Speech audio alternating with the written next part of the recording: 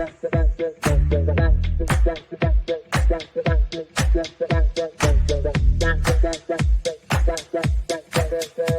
Connections Radio presents. Welcome to Vegas Hockey Hub here on PRConnectionsRadio.com, the voice of new media. I'm your host, Ian Rachiele. And on this edition of Vegas Hockey Hub, we are going to be talking about the waiver claim history of your Vegas Golden Knights. Due to the most recent waiver claim that just happened very recently with Vegas, we decided to kind of go back and log every single waiver claim that Vegas has done. It has been 9 up to this point in their franchise history. And just to kind of make a fun video out of this, just to have some good content for everyone watching all around the world, we just decided that over the 8 seasons they have been around, we're going to tell you what happened to those 8 players that the Vegas Golden Knights claimed on waivers, and then talk about the possibility of what those 2 players are that they did make those claims for very recently. Now, before we get into this, go to www.prconnectionsradio.com, voice of new media. Check out their content there. Follow us on social media at Vegas Hockey Hub, and follow your host, I'm right down there, at Ian J. Rachiele. So, for the Golden Knights waiver history, dating back to 2017, the first ever waiver claim, all right, the first player the Vegas Golden Knights ever acquired on waivers actually spent a decent amount of time with your Vegas Golden Knights, as on October 3rd, 2017, right before opening day, a week before they were scheduled to go out and face the Dallas Stars and take on the Arizona Coyotes in their first ever home game, the Vegas Golden Knights would go to the Boston Bruins, and they would claim their goaltender and a former top draft pick of theirs in Malcolm Subban. And for Malcolm Subban, this was an interesting situation because you got to remember that you had Marc-Andre Fleury. All right, you had guys like Oscar Dance. You had Maxim Lagacé. There were some goaltenders that were already in the system. They had drafted Yuri Patera. They had Dylan Ferguson, who they acquired from the Mark Mafat trade. But they had just lost Calvin Pickard as they sent him away after being drafted during the 2017 NHL expansion draft. So for the Vegas Golden Knights to claim Malcolm Subban on waivers at the time was interesting because he would be a backup role to a future Hall of Famer in Marc-Andre Fleury. And sure enough, that is what Malcolm Subban did.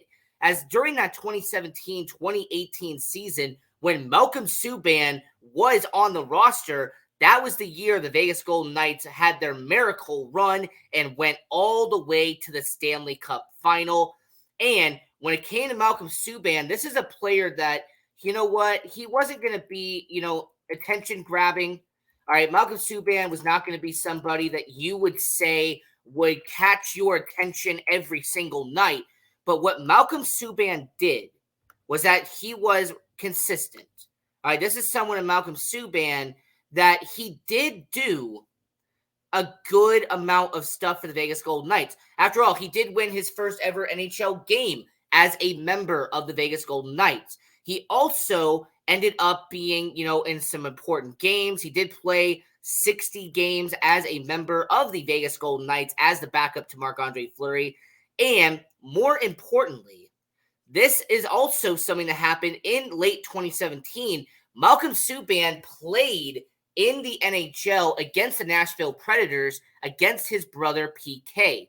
And that was one of the first couple of times that you would have a set of brothers playing against each other. In fact, I think it was the 9th time that the Vegas Golden Knights, Malcolm Subban, and Nashville Predators PK Subban ended up being a pair of brothers who played against each other in the NHL. I mean, Malcolm Subban, during his tenure with the Vegas Golden Knights, and thank you to hockeyreference.com for this information. Now, he played 22 games in year 1, had 13 wins, 4 losses, and 2 overtime losses. He had a goals against average of 2.68 and a save percentage a little over 91%. Now, he did not play a single game in the postseason because of Marc-Andre Fleury being the starting goaltender. And then year 2, 2018-2019, similar to the year before, he only played 21 games that year. Unfortunately, his stats did go down a bit as he only had 8 wins, 10 losses, and 2 overtime losses. His goals against average went up to a 2.93, and then he had a 90.2 save percentage. And his last year with the Golden Knights organization during the shortened 2020-2021 season, this would be a season where he had 20 starts, 9 wins, 7 losses, and 3 overtime losses. However, he would have his worst goals against average with a 3.18 and a save percentage under 90%. So his tenure and his end of the Vegas Golden Knights tenure didn't go the way as planned. Now, what happened in that shortened season that was affected by COVID? Well, in February of 2020, Malcolm Subban would be dealt to the Chicago Blackhawks, as him, a prospect, and a 2020 second-round pick would be sent to Chicago. This is a reference from NHL.com, and they would get a very valuable piece in that deal, as this would be a Malcolm Subban trade where he would go and they would get Robin Lehner. So when Malcolm Subban's tenure ended with Vegas, the Robin Lehner era started immediately afterwards. So for Malcolm Subban to be the first waiver claim that your Vegas Golden Knights ever did, the fact that he did spend some quality time with the Golden Knights, this is a success right here. We're kind of going to go over what these were. Some are good, some are mid, and then some really didn't do much. But for Malcolm Subban, in terms of it as a waiver claim, he did a stellar job with the Vegas Golden Knights, spending 3 seasons, playing over 60 games with the Vegas Golden Knights. So you have to commend Malcolm Subban for his tenure with the Golden Knights, considering he was a waiver claim. So second in the waiver claim history, this would happen 2 months after the Malcolm Subban claim. And this is actually, in my opinion, the second best waiver claim the Vegas Golden Knights have had in terms of durability, in terms of time and tenure, and more importantly, in terms of his success. This guy was very successful for the Vegas Golden Knights during his tenure in Vegas.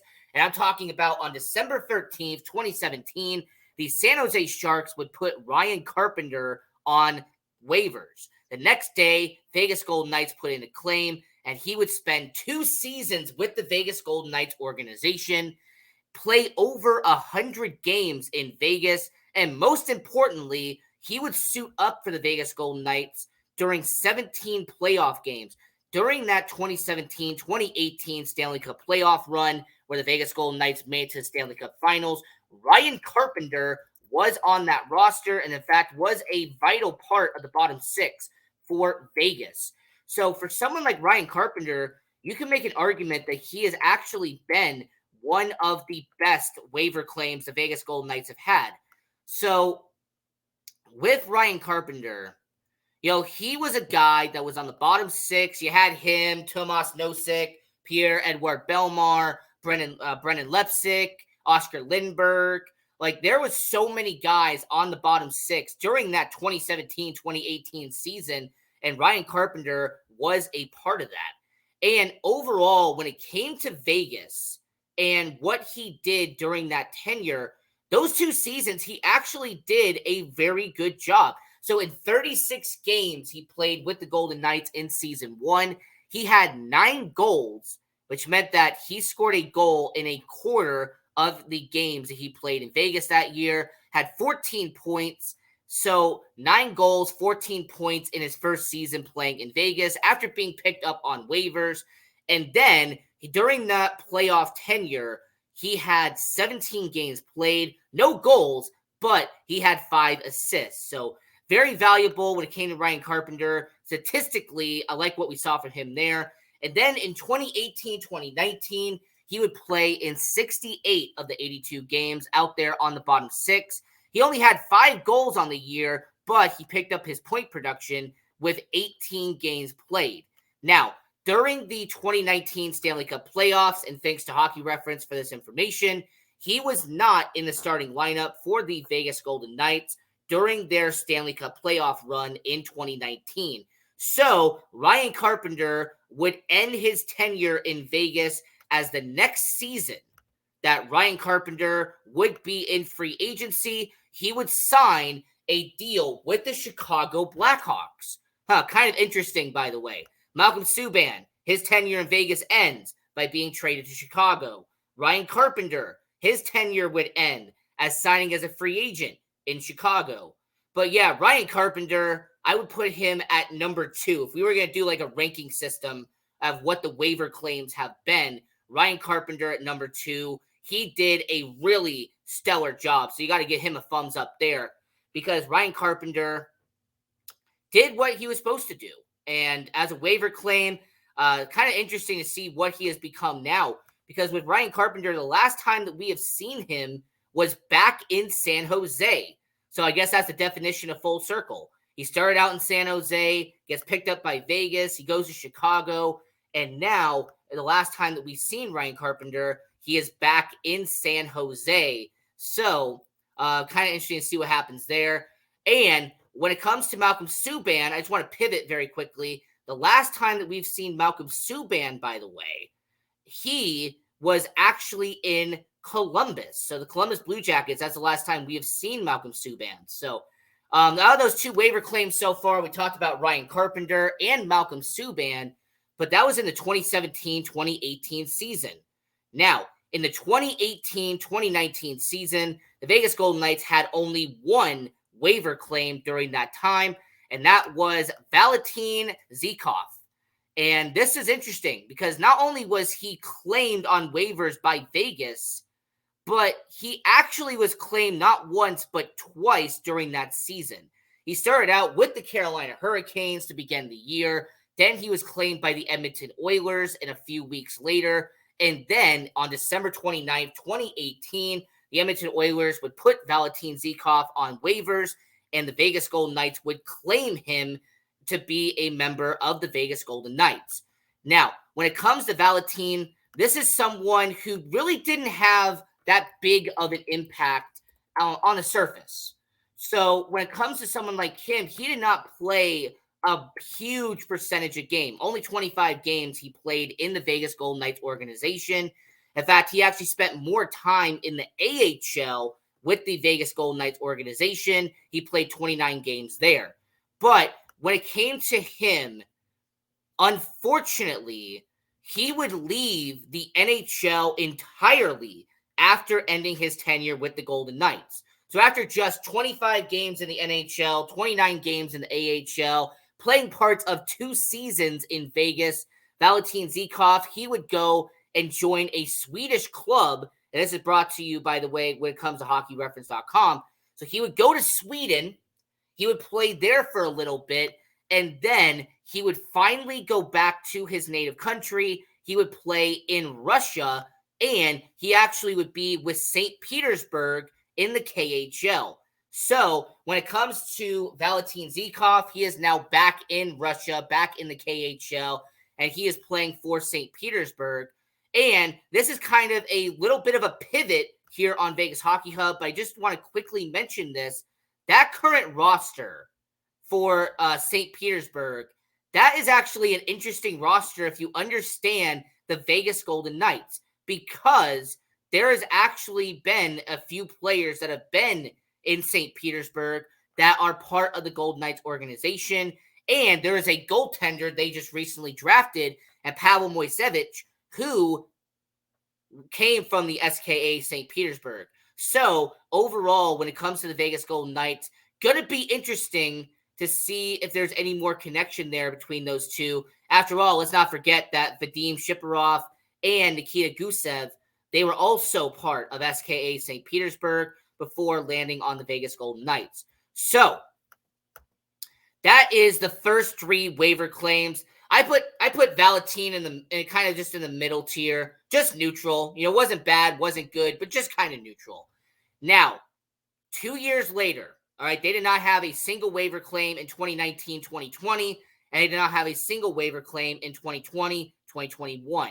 But In the beginning of the 2021-2022 season, the Vegas Golden Knights would have 2 waiver claims in a span of a month. Now, the first one was the most successful waiver claim your Vegas Golden Knights have had in franchise history, and the other barely made an impact at all. As the first one, and the one that made a huge difference for you, Michael Amadio. Michael Amadio, October 29th, 2021, Toronto Maple Leafs would put him up on waivers. Your Vegas Golden Knights would claim him. And what a tenure Michael Amadio would have. Not only did he play, if you include playoff games, over 200 games with your Vegas Golden Knights, but more importantly, he would be on a Stanley Cup roster and would help the Vegas Golden Knights win their first ever championship in franchise history. There's also someone in Michael Amadio who scored a game-winning goal against the Winnipeg Jets in the playoff in round 1 during the 2023 Stanley Cup playoffs. So to say that Michael Amadio has been the most impactful waiver claim your Vegas Golden Knights have would be a massive understatement. This is someone in Michael Amadio who didn't just spend 3 seasons in Vegas, but he was someone who started out on the bottom 6, made his way into the middle 6, and made it as high as the second line in some games with your Vegas Golden Knights. So for Michael Amadio, I can sit here and appreciate what he did for the Vegas Golden Knights. And when it came to Michael Amadio, his overall stats with the Golden Knights, and once again, I always give my sources. Hockey Reference is where we get this from. But for Michael Amadio, his 3 seasons being of the Golden Knights organization, his statistics would look like this. In the 2021-2022 season, he played in 56 games, had 11 goals and 18 points in his first season with the Golden Knights. This is during the season that they did not go to the playoffs, however, so there is no playoff data there. Then year 2, he actually would have his best performing season as a Vegas Golden Knight, as Michael Amadio would play in 67 of 82 games. He would have over a dozen goals with 16 and would accumulate 27 points on the bottom 6. And then during the playoffs for Michael Amadio, in 16 games that he would be in the playoffs, he scored 5 goals, including that series clinching one against the Winnipeg Jets, and then 10 points during 16 games. So very valuable was Michael Amadio. This is someone who during that playoff run, you had to have him because of how successful the Golden Knights were, but because of how valuable Michael Amadio was on the middle 6. And then his third and final year being in Vegas, he would play in 73 of 82 games. He would have 14 goals, a little bit down from the year before, but would accumulate the same amount of points with 27. And then for Michael Amadio, he would play in only 4 of the 7 playoff games that year, but he would score a goal and have 2 points during that time period. Now, for Michael Amadio, this offseason, he did sign with the Ottawa Senators, so he went back to a team that he was with prior. And as someone who's part of the Golden Knights and someone who's been watching them for the longest time, I'm going to say when it comes to Michael Amadio, good luck in Ottawa. We wish you the best, and we hope you well. So for Michael Amadio, this is definitely a plus when it comes to the waiver claim category. He is by far the best waiver claim the Vegas Golden Knights had. So to go from an absolute plus in Michael Amadio to kind of a down, a month after the Michael Amadio waiver claim, they would go to the Montreal Canadiens and they would claim Adam Brooks. And Adam Brooks is an interesting tale because not many people really know much about Adam Brooks, but he did score 2 goals in just 7 games with the Vegas Golden Knights organization. And by the way, those 2 goals in 7 games were the only points he ever scored. So I want you to think about this.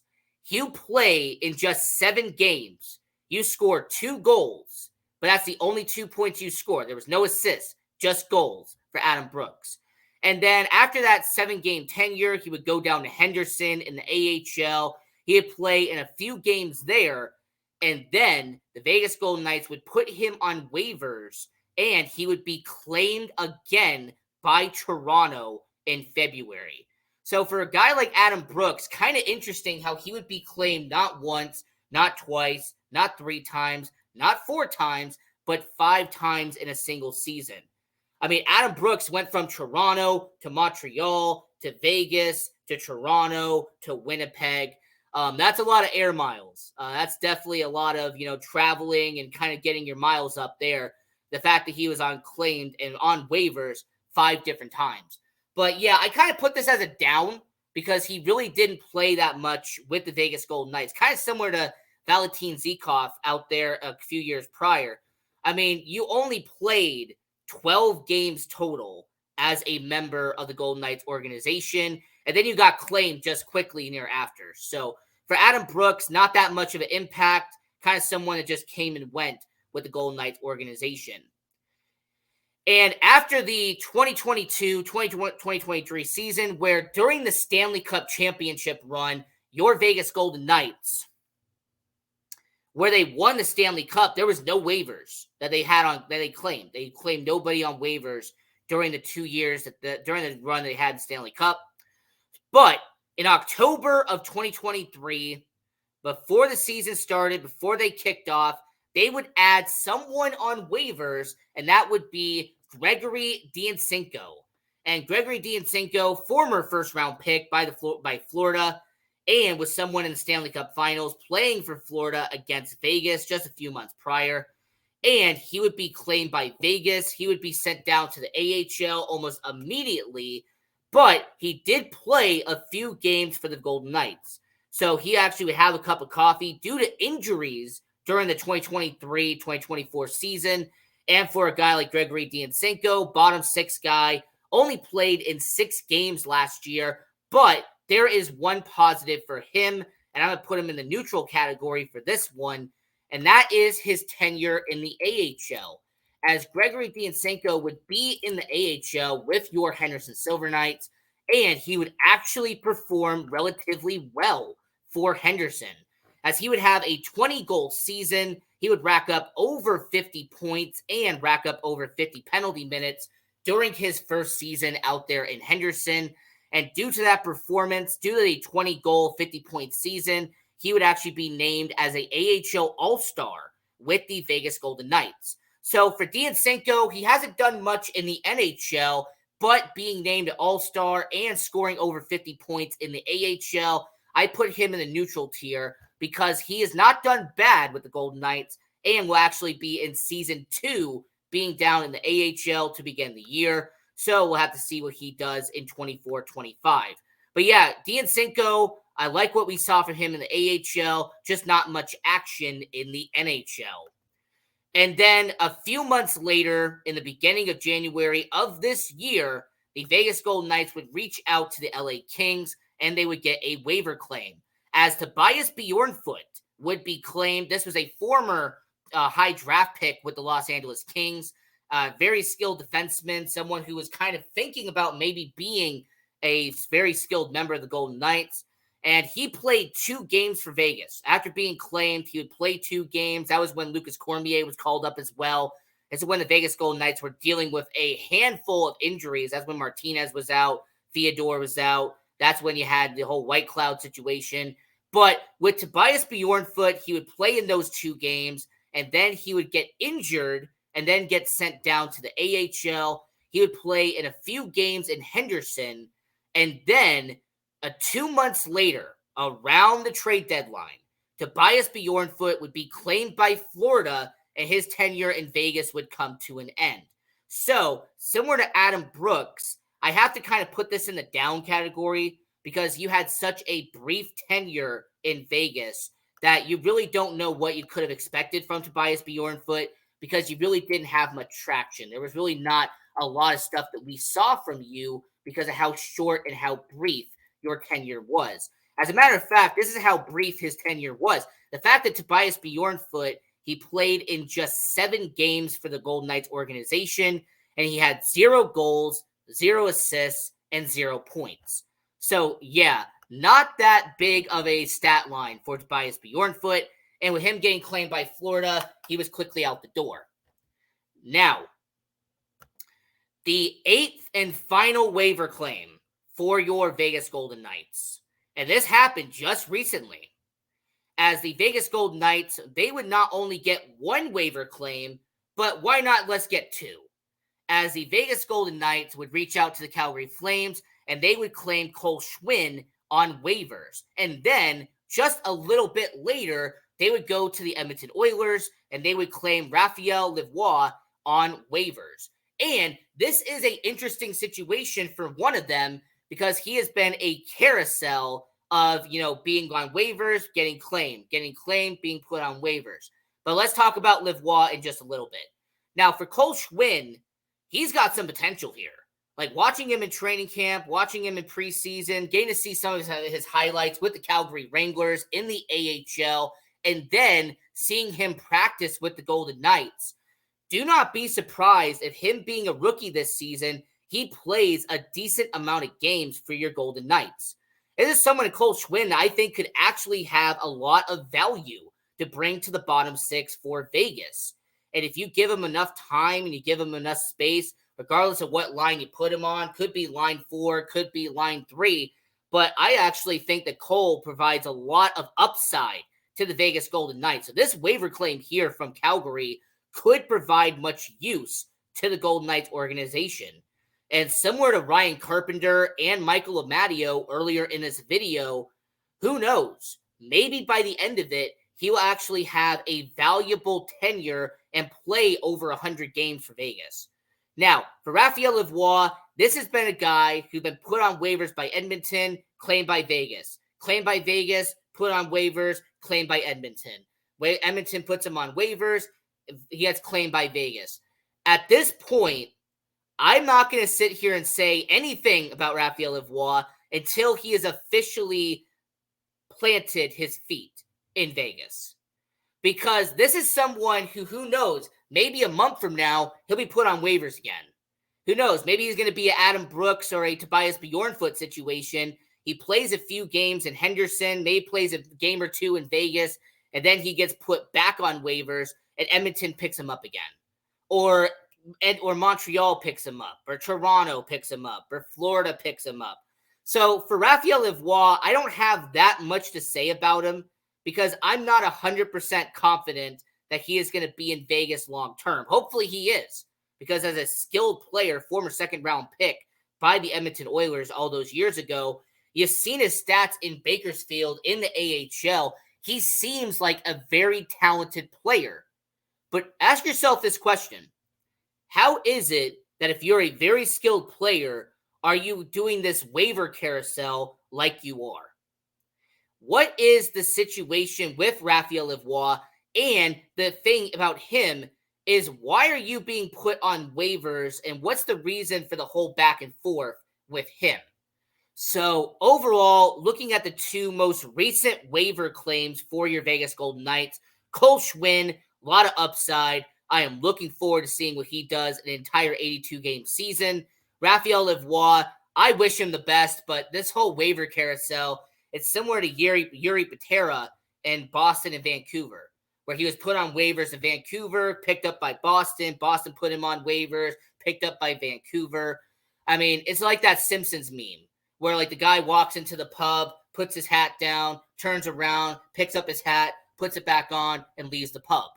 I mean, that's really what this whole waiver carousel is, like a roller coaster. That's what this has been. So overall, this has been the 8 waiver claims your Vegas Golden Knights have had in franchise history. I will repeat it one more time for the people who have not seen it. So the first waiver claim in history, October 3rd, 2017, goaltender Malcolm Subban from the Boston Bruins, actually played a few seasons in Vegas. This was a good move there. And then December 13th, 2017, San Jose Sharks put Ryan Carpenter on waivers, would be claimed by Vegas. And he had a really good tenure as a Golden Knight in terms of how waiver claims go. And then in December of 2018, Valentin Zykov, only 25 games in Vegas. Now he is back home in Russia. October 29, 2021, the best waiver claim in Golden Knights history, Michael Amadio, played over 200 games in terms of regular season and playoff, and won a Stanley Cup in Vegas. Adam Brooks was claimed in November of 2021. He only had a cup of coffee in Vegas. He'd be claimed by Montreal and then would go back and be in Toronto and Winnipeg after that.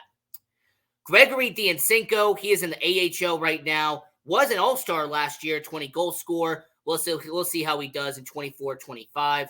Tobias Bjornfoot, who only played 2 games in the Golden Knights system and was claimed by Florida very soon afterwards. And then the most recent waiver claim, Cole Schwinn and Raphael Lavoie. So this was your waiver history on PR Connections Radio. I'm your host, Ian Rachiele. This is Vegas Hockey Hub. Don't forget to like, share, and subscribe if you haven't. And until next time, go Knights, go.